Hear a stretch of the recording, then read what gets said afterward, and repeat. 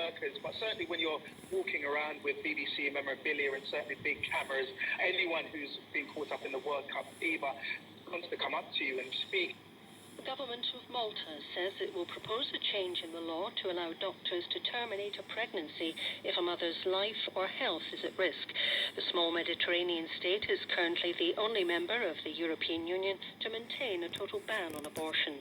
Doctors interrupting pregnancies face 4 years in prison and a permanent professional ban. Women can potentially also go to jail. An abortion bill will go before Parliament in the coming days. Scientific analysis of a meteorite that nearly crashed into a home of extraordinary true life stories on the BBC World Service. Welcome. Bob knows a thing or two about the devastating impact self-proclaimed psychics can have. He is a private detective whose phone has become a hotline for those who've been conned, sometimes out of hundreds of thousands of dollars.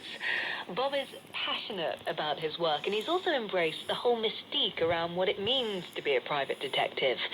Think the film noir era of Hollywood in the 1940s and 50s, when the actor Humphrey Bogart would solve mysteries wearing a fedora hat and a sharp suit.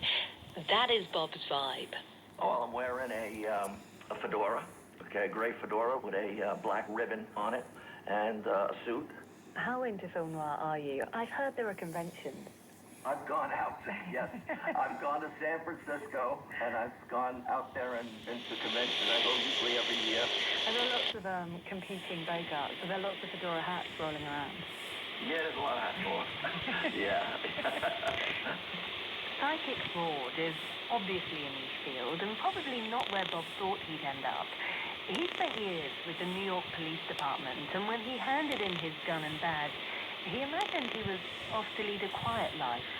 I thought I was going to go down to Florida, and I was going to sit on the beach, lay on the beach, and go out to tiki bars at night, and just, have the retired, easy life.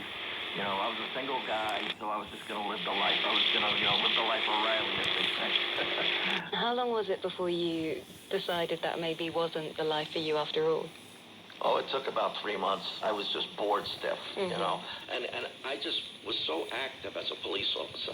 I had made so many arrests, and, I've been involved in so many investigations that it was just a real rude awakening going there and laying on the beach and then talking about what seemed to be trivial things to me. So you decided to get your private investigator's license. Was that, in your head, just going to be a bit of work that you were doing on the side?